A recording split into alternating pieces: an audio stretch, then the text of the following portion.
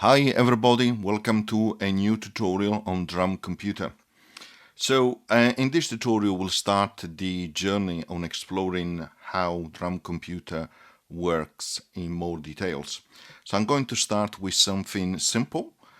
So this first video might not be for everybody depending on your level of skills, but I want to ensure that everybody gets an opportunity to start from scratch, particularly if they don't know DrumComputer.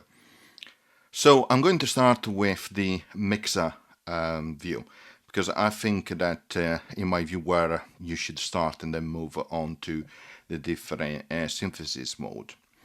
So DrumComputer is very much 8 synth engines, which you can see here, number 1 to 8. Of course, for each one of them, you have an associated sound.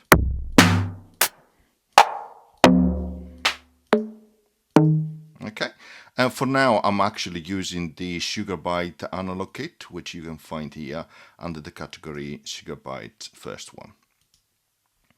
Okay, so you can select each of the different engine by clicking on the numbers, which is really straightforward. And as you can see, when you select the different ones, the parameters on the top change. So and for each of the different synth engine, you have 3 different synthesis really. So you have resonator, wavetable, stroke, analog, and a resynth stroke sampler. So if you are playing with one, you can see straight away which one is enabled, because you can see under the name on the right hand side if this icon is active or not. So if I decrease that, if I untick that, you will have no sound.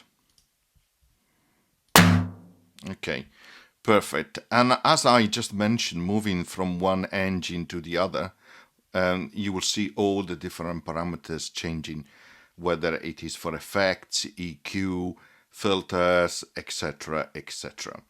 So for each of the different engine in the mixer view, you have a mute button, so you can mute different engine, and you can also solo different engines.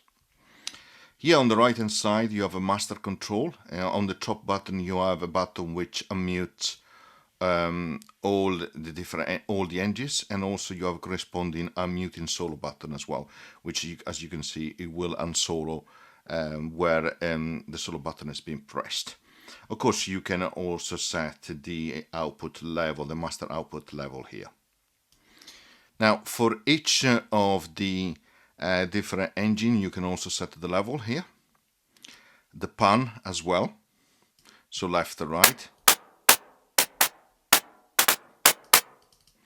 and of course you can also send effects. You have 2 send effects knob here, one for a room effect, one for a hole effect, which are both reverb effects. So let's try with the first one, the room one, and I send that to a maximum, and you will find it here in terms of settings. Here you can set the level, the size, and also just the tone, which works as a low pass filter.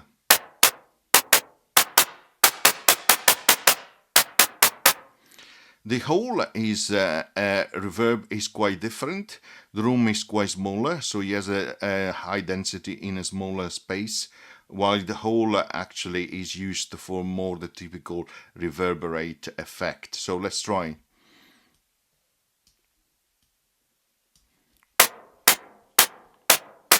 Let's adjust the size. Also the reverb tail. And of course you can adjust the tone, which works again as a low pass filter.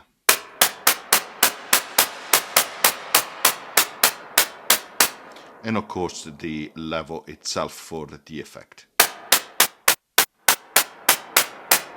It's like your dry wet level. So for each of the synth engine we have 3 different synthesis mode. So as I mentioned a moment ago, you can enable them clicking on this button on the right hand side of each one of them. And you can also adjust the level for each one of them. So in this case I have only the resynth which is enabled. I can go to the sampler now, and I can also choose some sample, which of course we will look at how this works in more details in next video.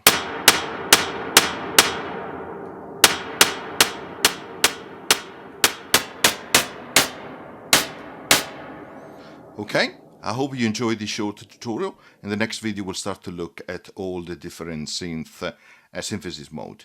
Thank you, bye!